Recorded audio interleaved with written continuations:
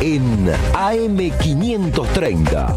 Todas las mañanas, Caballero de Día. Construimos comunidad. Buscamos la verdad siempre. Un presupuesto es una radiografía de los propósitos de un gobierno, ¿no? En qué va a invertir, en qué va a desinvertir, cuáles son las prioridades y cuáles son las cuestiones secundarias o aleatorias, ¿no?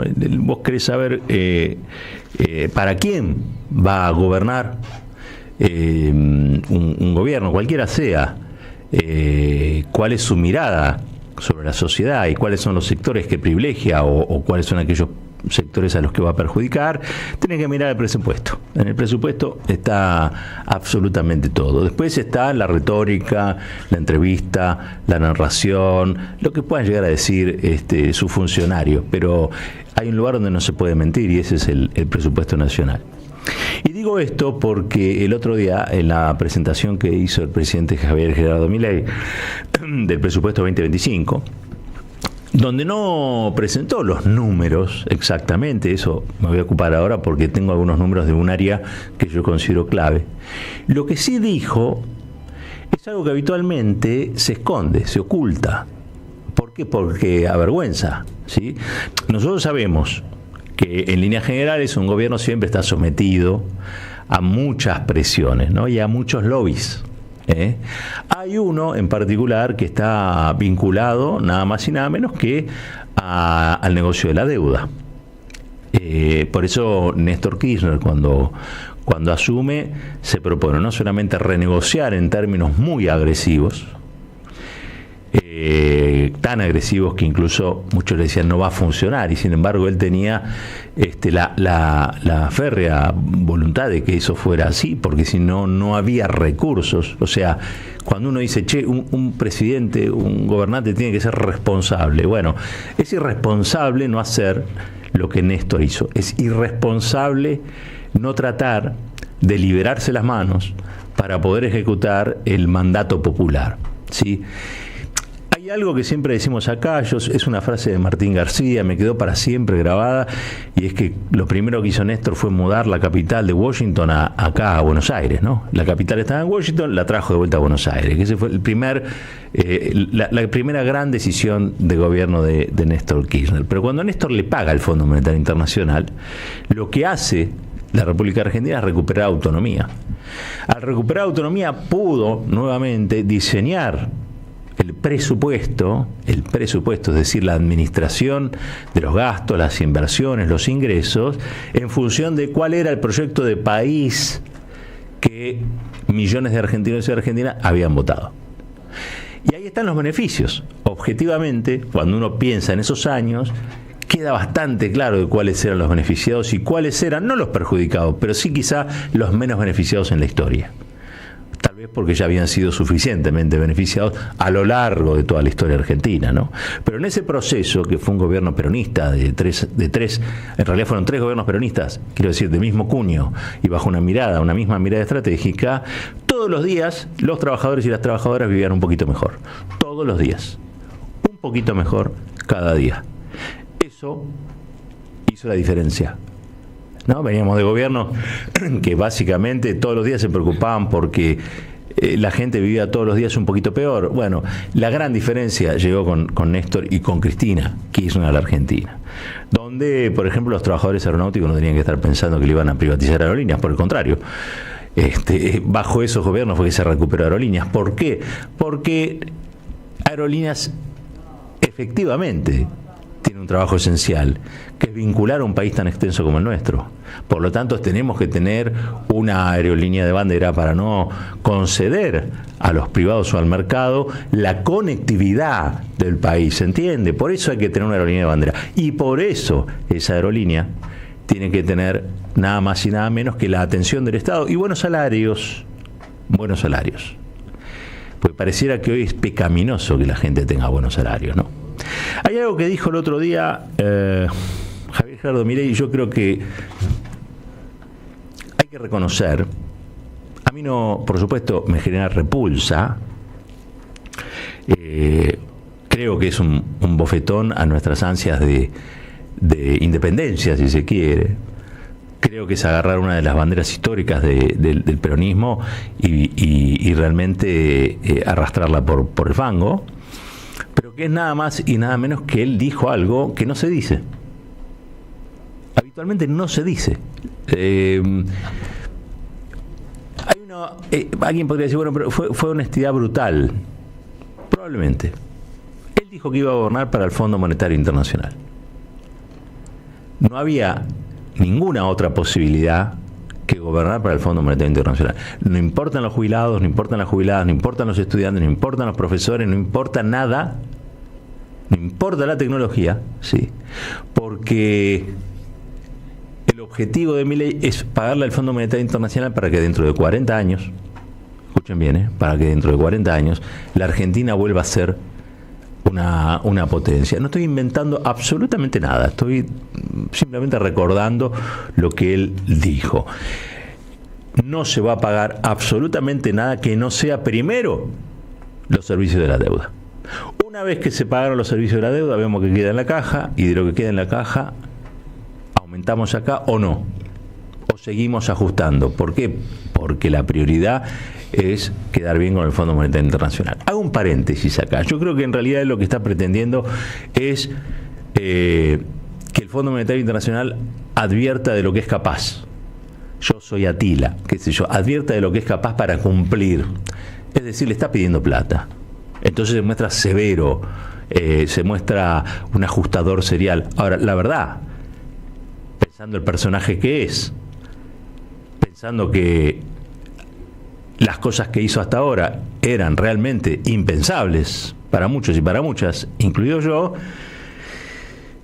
me parece que es una persona con tendencia a comerse el personaje. Quiero decir, ponerle que Sturzenegger le diga, mirá, vos tenés que figurar como un gran ajustador, porque es la condición para que el Fondo Monetario nos libere algún dinero, o rodoviar, que es el verbo, poder extender los pagos, ¿sí? Pero el problema es que Milei se termina creyendo que es quien es. Es decir, se termina creyendo que es Atila y actúa como tal. Por lo tanto, es de un enorme peligro el personaje que tenemos allí donde ustedes saben, nada más y nada menos que decidiendo las cuestiones del Estado. Pero lo dijo con honestidad brutal. Quiero decir, esto es una colonia, señores. ¿Qué se hacía en las colonias? ¿Qué se hace en las colonias? ¿Qué son los enclaves coloniales históricos? Bueno, las materias primas van de ese país colonial al colonizador, todo tipo de materias primas. Nosotros nos vamos a dar el lujo ahora de también exportar científicos, como históricamente se la denomina, la fuga de cerebros. No se fugan, se van por Ezeiza a que les paguen lo que corresponde por todo lo que estudiaron. Como su país de origen decide ser un país colonial no necesita ese nivel de desarrollo. Entonces, esa gente que se preparó para vivir y desarrollar un país como la Argentina, tiene que terminar trabajando en Alemania o yo te diría que en Brasil a esta altura del partido, porque acá no hay perspectiva de trabajo, porque se los expulsa. Un país colonial, yo le voy a decir a la mayoría de los que están convencidos de que esto es mejor que otra cosa, un país colonial es más chiquito siempre. Un país colonial siempre es más pobre. Un país pobre atiende poca gente, ¿sí?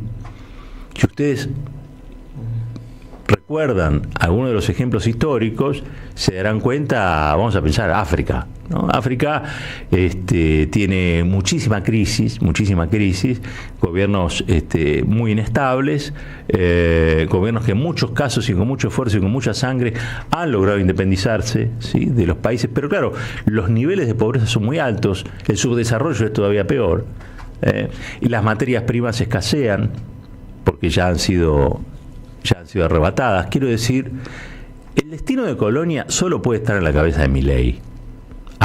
Yo me resisto a pensar que nosotros aceptemos con mansedumbre que este señor, que debería estar haciendo un espectáculo en la calle Corrientes, hoy decida desde el Congreso de la Nación que esto va a ser un país así, chiquitito.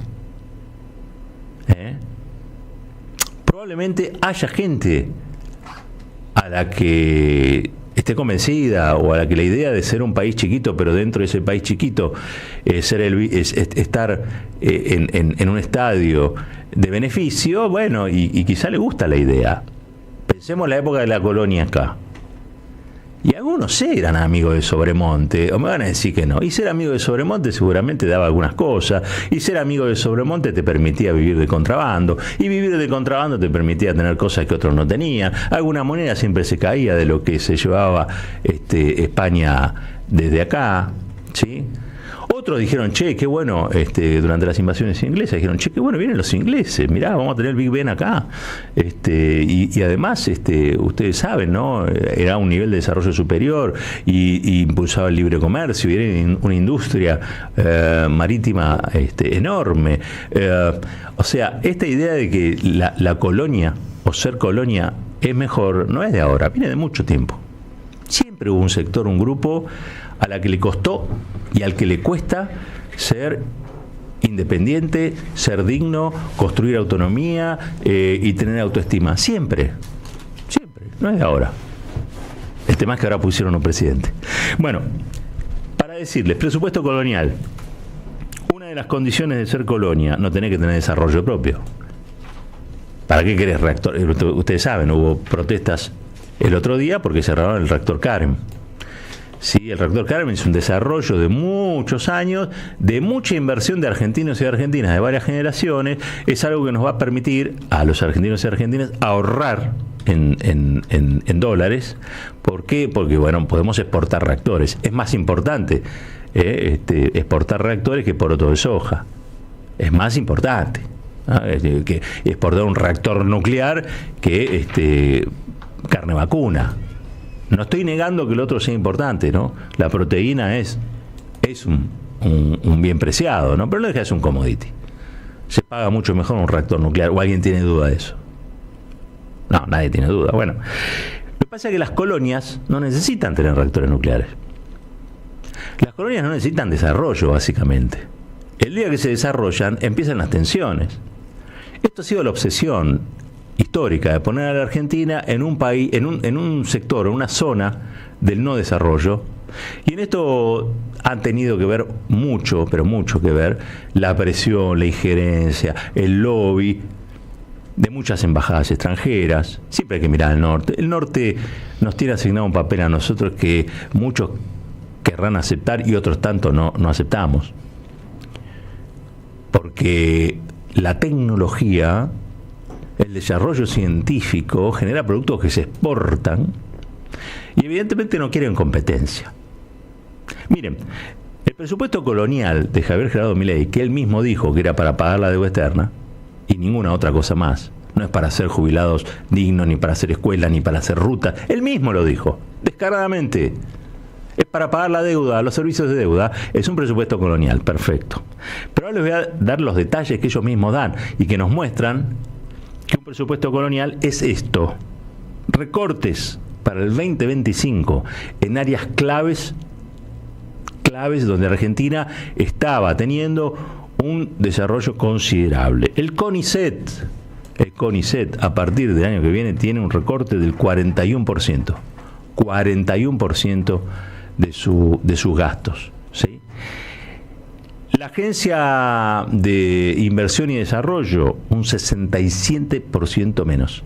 67% menos. El INTI, el Instituto Nacional de Tecnología Industrial, un 46,6% menos de presupuesto. El INTA, Instituto Nacional de Tecnología Agropecuaria, ¿sí? Que les voy a decir algo. Ha desarrollado, entre otras cosas, en la Argentina posibilidades para que Argentina sea una potencia agrícola ganadera, y ha sido, en cierta medida, el organismo que produjo una revolución en el campo. El campo antes producía 100, gracias a la intervención del Estado, ahora en todos los años previos produce 400. Quiero decir, si antes era una producción para abastecer a 100 millones de personas, gracias al INTA, entre otros, gracias al CONICET, gracias al desarrollo científico, gracias a la inversión y al desarrollo, hoy Argentina puede alimentar a 400 millones de personas en el mundo. Eso es el INTA. Después se lo arrebataron las privadas, ¿no? Porque el INTA termina trabajando y si quiere hay beneficiarios muy concretos ahí, ¿no? Cargill y 5 multinacionales. Pero estoy diciendo que el desarrollo es lo que ha permitido esa revolución, ¿sí? En lo que se considera el campo argentino. La CONAE, la Comisión Nacional de Actividades Espaciales. Ustedes saben, Argentina desarrollaba satélites y eso también es lo que un país quiere o pretende para no ser una colonia. Pero como vamos a ser una colonia, no vamos a hacer más satélites. Se deja de invertir ahí. Usted me dice, mira, se deja de invertir ahí para pagarle una mejor jubilación a la gente. O para tener a partir de ahora un doble turno en las escuelas. Bueno, es una discusión. Se lo sacamos a esto porque necesitamos esto. Es una discusión. ¿Para qué queremos satélites si tenemos pibes que no saben leer ni escribir? Bueno, qué sé yo. Es una discusión. Pero esto es terrible. Acá se le recorta para pagar al Fondo Monetario Internacional. A ver si se entiende. La barriga del Fondo Monetario Internacional ya debe ser bastante grande como para que nosotros nos sigamos alimentando con esto. Le estamos dando el CONICET, la Agencia de Desarrollo e Investigaciones, el Instituto Nacional de Tecnología Industrial, el Instituto de Tecnología Agropecuaria, la Comisión Nacional de Actividades Espaciales, 40% de recorte en la CONAE. Y también algo que hacía que la Argentina, en cualquier foro a nivel internacional de desarrollo genético, fuera aplaudida. Algo que da orgullo, quizá mal comunicado, pero no importa. Cuando uno se entera de las cosas que son realmente importantes, tiene que valorarlas. El Banco Nacional de Datos Genéticos, orgullo del desarrollo científico argentino, ¿sí? Va a tener un recorte del 50,4%. 50,4%. Banco Nacional de Datos Genéticos, que ustedes saben, ¿no? Sirvió para, entre otras cosas, identificar a los chicos apropiados por la dictadura cívico-militar. Entre otras muchas cosas. Bueno, este es el destino de colonia que nos propone Javier Gerardo Milei. Le tengo que reconocer que lo hace con honestidad. Es una honestidad salvaje. Es una honestidad degenerada, podríamos decir, pero no deja de explicarlo abiertamente. El que no quiera entender o el que no vea lo que está pasando y lo que va a suceder con nuestros hijos, con nuestras hijas, con nuestras viviendas, con nuestras casas, con nuestros ahorros, es porque está mirando otra película o porque no quiere ver. La peor de las cegueras es la de aquel que no quiere ver. El que nació con ceguera, bueno, la verdad, ha tenido esa desgracia, vamos a decir, pero el que no quiere ver es el peor de los ciegos, porque nos destina tristemente, ¿no?, a pegarnos un gran golpe contra un muro, y ese muro, ¿saben cuál es? El progreso. La Argentina a partir de ahora empieza a involucionar, y la involución no es solamente en lo científico, en lo técnico, sino en lo social. Hacer una colonia y alguien va a estar contento y feliz de vivir en una colonia. ¿Estamos seguros? ¿Estamos seguros que es mejor ser una colonia que un país? Pensémoslo.